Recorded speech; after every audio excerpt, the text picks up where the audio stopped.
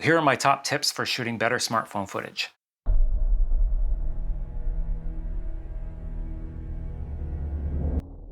First thing is how we record with the phone. Now, on a lot of current phones, they now have a pro video mode, and that's what we really want to use. A lot of these tips you can still use without that if you have a slightly older phone that doesn't have that option. But in pro video mode on my S20 Plus, for example, look at this image. We zoom in and it doesn't break up at all. The colors are great, and I don't seem to have much of a problem pushing it in color grades.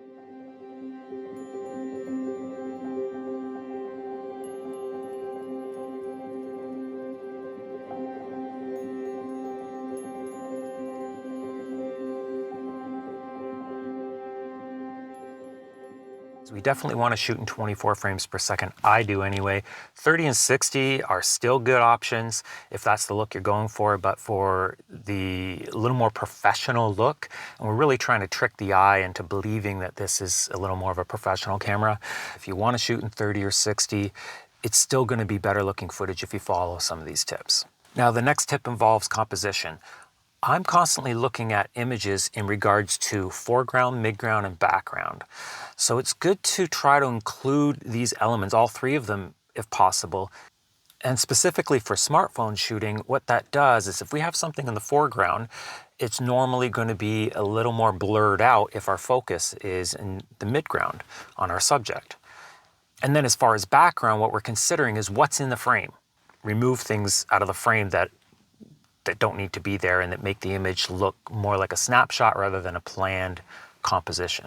And overall, it makes the image look more interesting. This ties into our next tip, which is to alternate between wide establishing shots or just standard shots of your subject, as well as up close detailed shots. So we want to use a lot of those when you're shooting with a smartphone, because when you shoot up close with any camera, the lens is closer to the subject and the perceived resolution, the details, look so crisp, regardless of what camera you're using. So that really helps sell the idea that this is a better quality camera. And again, it's a lot of times people want to get super epic wide shots to show everything that they're seeing. And there's the other side of that coin, is that if you have something like a product, if you're holding it in your hand, the closer you can get to the detail. For example, if I'm doing a YouTube video, doing a review on a camera, and I show the camera, if I just frame the camera with a little bit of space, breathing space around the camera, that's a good shot. That's just a shot of the subject, that's great. But if I go super close up onto just the logo that's on the front of the camera, and the ports on the side, the microphone or HDMI ports that might be on the side, little tiny details, it really pulls the viewer in and makes them feel like they're holding the camera. So same thing for almost any kind of subject. You can still do this trick of showing a lot of detailed shots. So just up the percentage of the detailed shots. A lot of times you'll get one or two of those shots in a whole video. Try to bring up the number. I don't know what's appropriate for the type of videos that you're doing. Maybe you can push it as far as 50%. And that really makes for a more interesting video. And the next tip, don't go too crazy with a lot of camera movement. I mean, if you can pull off the move, great. Throw a few of those shots into your mix. But there's a lot of value in shots that are locked off. If your composition is nice, if what's happening in front of the camera is interesting, that's enough. You don't have to constantly move the camera. And why I say that with smartphone footage is because you'll have a tendency of, with a lot of movement, you're going to see, or you're more likely to see, some rolling shutter where things look kind of warpy. And that really gives away that you're shooting with a smartphone camera. So keep it simple, basically. And now the other half of this equation is how we handle these files in post. So let's jump on over there. Okay, so here we have our clip, and the first thing I like to do is to remove some of the mid-tone detail. In smartphone footage, you'll find that it over sharpens, but it also seems to want to sharpen or bring up a lot of the mid-tone details. So we want to soften that a little bit. And right in here where it says mid-detail, we can just bring this to a negative number. Now, depending on the footage, depending on the resolution of your footage, this is 4K footage. I say about a negative 35 seems to do a pretty good job. And at first glance, you think, well, I'm kind of removing a little bit of sharpness there. Is that a good thing? That actually is a good thing. When you're pixel peeping, you feel like you want everything to be super sharp, but when you're trying to watch something and every aspect of the image is sharp, it just looks cheese. So we don't want that. So let me just disable this. See, this is without it. And if we just look in the sharper details, I'm going to turn it on right now. It just softens it just subtly, a little less harsh.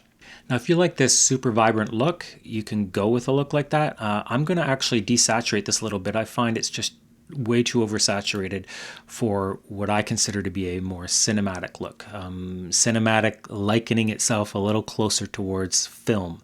Film is never, or generally not as vibrant as a lot of the digital files. We're starting at 50 in this node, so I'm just going to bring it to 40. See how that makes the sky look a little bit less neon. Let me just toggle this on and off. That was the before, and this is the after. Again, just softening it subtly. All our moves are just going to be very subtle moves. Now this, just by itself, the way it sits, is probably good to put into your edit. But if you want to push a little further to a particular look, let's do a little bit of that. I'm just going to add a node here. And let's just drop a LUT on there. I'm going to use this Tectochrome. See, it brings back a little more contrast, which we don't always want to add contrast, so I might soften that up a bit in a node after that. Let's start naming these nodes. To base correction. And this node to LUT. So what we could do is we can go into the key and we can cut this in half if we want, 0.5. Let's just toggle that on and off.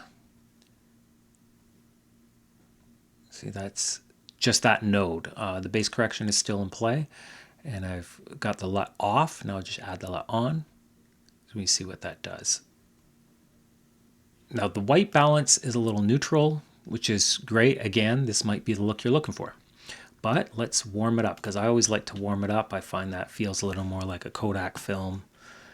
And we can do it overall up here in the temperature, like this. Which looks a little yellowy, and that's fine. But we can also just grab the midtones here in our gamma, and I can push it in this direction here, a little to the oranges and yellows there.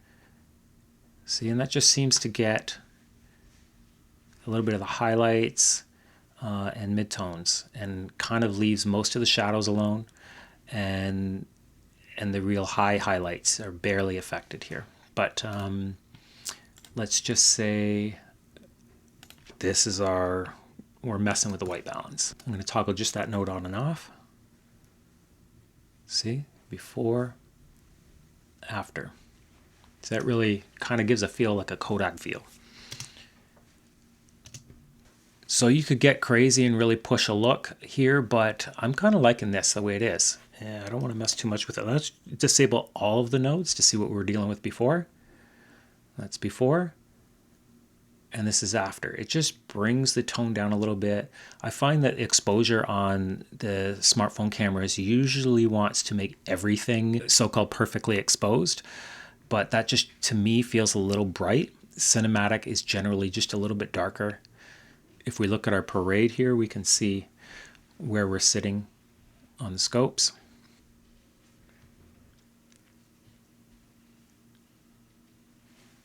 Okay, let's try another image. Now this one I went for a different look, and let me just go through, I'll enable each node here and we'll see what we did. Base correction. See what I did there? I took out a lot of the saturation, brought it down to 35, and messed with your gamma and gain a little bit, push and pull there. Really flattened out the image quite a bit. If we look at the scopes, when I just disable and re-enable that, we'll see what it does here. See, it's stretched straight out, and then we're bringing back some of the details into pushing it a little towards a log type look to start. and then we're going to start dialing in a look. The first thing I've done is add this LUT over here, so let's turn that on. See, we immediately get a look. Turn these off again. See, you may say right out of camera you already had a great look. Yeah, but the blacks look a little crushed there, even though on the scopes they are not. But I think it's because the gamma is pushed really low on these files just by, just out of the camera. So I want to open up the image a little bit, which is why we've done that. It's opened up those shadows. And then here we're bringing back down a little bit. And we haven't done a ton with color, but we've just kind of evened it out, given it quite a film look at this point. So now with curves, you can see what I've done here with all these little bends in this curve. And that is to create contrast where we want it. So there's on, there's off. Very subtle. If you notice here, I'll turn this off. If you notice in here, it's pretty flat where the shadows are. Just in the snow here below the branch, and I'm going to turn it on right now. See, it just brings out a little bit of that detail. And how I do these curves, I generally will put, actually, let me just add another node here just to show you, because we'll delete this afterwards, but just to show you. And this won't be the exact look we're looking for. What I normally do is I will just select a point. I'll just hold shift so that the line doesn't jump on me here, and I'll left click right here on a point here. And then I'll take between the absolute midpoint, or close to the absolute midpoint, and the highlight point, for example. I can take a center point here, and I'll click in here, and I'll just pull it up and down and see what it does. And just kind of get it and ask myself this simple question: is this better or worse? Go down, better or worse? It's worse if I take it too far, obviously. I just find it seems just a tiny bit better if I push it up a little bit. And then I'll stop there. And then I'll split the difference again. I'll click in here and do the same thing. Better or worse, up or down. Up just a tiny bit. It seems to look pretty good. And then split the difference between these two. And I just keep doing that. Make a center point there.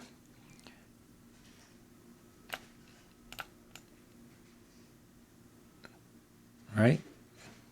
And that's how I work with my curves. Anyway, so let's delete that. I was still pretty happy with this. And here in this color node, I've pushed a little warmth into the highlights here. Oh, not quite highlights, but in our gain.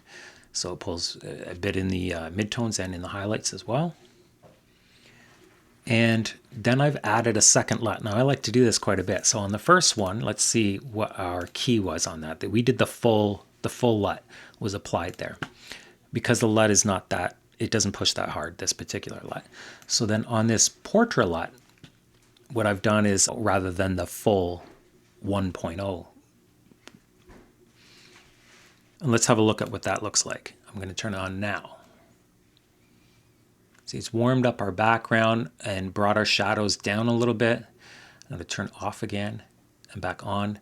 It's also brought our highlights down a little bit and our everything down a little bit, even our gamma. If it looks like it did that as well. Okay, so let's turn it off. If we look at the scopes here, I'm going to turn it on right now and see. It just brings everything down, probably from the mid-range through into the shadows. It just pulls those down a little bit, and in so doing, it pulls down at the highlights a little bit more too. And last note, I just add some grain, which you probably won't see as it's still sitting here. It's only when it's in motion here. Even that, it's very subtle, very subtle. And let's just do one more from scratch. So first node, our base correction. First thing we like to do is remove some of the midtone detail. Do a -35 again. Saturation, do 40. Maybe we'll change this one to 35. Okay, yeah, I'm feeling that. Just play a little bit with the gamma there. We add our LUT node. And we'll go with the same one. And turn that LUT on and off. See, the thing about smartphone footage and a lot of digital files in general is they really push the highlights separate. There's a lot of contrast. It pushes the highlights and the shadows are quite dark. So the thing about these LUTs that are film emulation LUTs is, or you don't have to use these particular ones, but any ones that you would use, is it's trying to flatten that out quite a bit. So that's what we want. So you turn that on, it brings the highlights down quite a bit. And at first, because you're losing the luminance, it may trick you into believing that, well, that's not as vibrant, it's not as strong of an image, but really just allow your eye to adjust there for a second. And if this is the first time you're looking at the file, you didn't see the super bright one before, this is probably more pleasing. And it is more filmic for sure. I'm going to leave that at the full LUT, at the full key gain as 1.0, because that particular LUT, I like that. And we'll add another node, and node label, this will be our white balance, or usually I call this color. And all I'm doing is pushing a little warmth into the gamma there. Maybe that's a little too much. It still looks decent. Maybe we'll jump over to our shadows over here and do the same thing. Just add a little more warmth into the shadow for this particular one. It gives it a little bit of a fall look here. Just turn it off, just that color node. Turn it back on.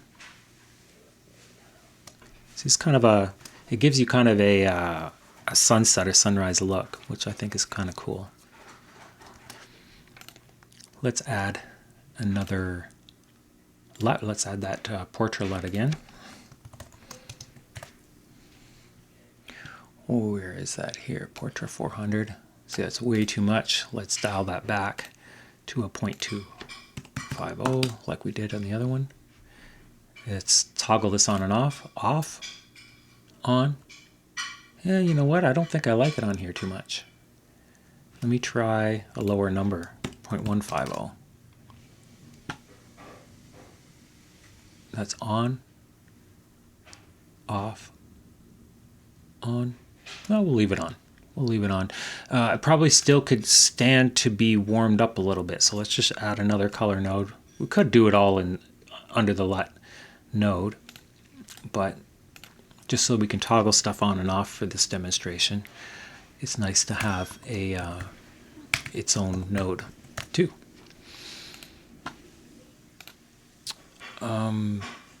So in this case, I'm going to just do it with the overall temperature here.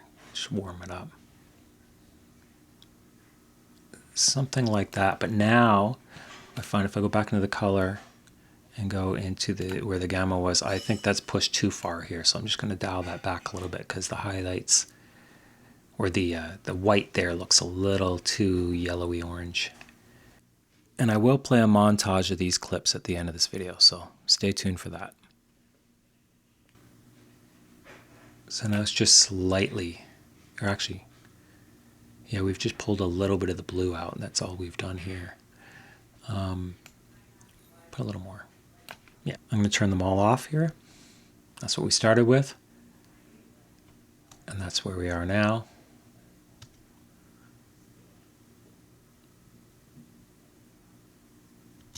One more time. Now, I really like that, but I wish that I had shot that in slow-mo. So that's a good point. We should consider putting some more slow-mo shots in our footage as well. That also gives that very cinematic, that higher quality vibe to your footage. And I just want to give you one bonus tip. And this is a very generic tip, but just don't be lazy. You need to put in the work. You need to put in the work for how you compose your shots, how you constantly check focus and exposure, and just keep rechecking it. Every shot, just because you set it up for the day, it's not going to stay the same. Every time you turn the camera a different direction, you're going to have to relook at all those details, your exposure, where your focus is, and recomposing the shot. Try to find something again in your foreground, midground, background. See what's in the frame. If it's not supposed to be there, shift. If it's going to be distracting, shift. And a bonus tip is to just keep shooting. The great thing about shooting with smartphone cameras is that you normally always have it with you, and you can just keep shooting and getting better. Every time you shoot, every time you go through this cycle, going through that whole cycle of all these little tips that I said, shooting, keeping all those things in mind, collecting the footage, bringing it over in a post, making that footage the best that it can be before you even start an edit is invaluable. And the more you do that, the better you're gonna get. So I hope this video was helpful. If it was, give it a thumbs up. I hope you've subscribed by now. If not, make sure you hit that subscribe button, and I'll see you in the next one.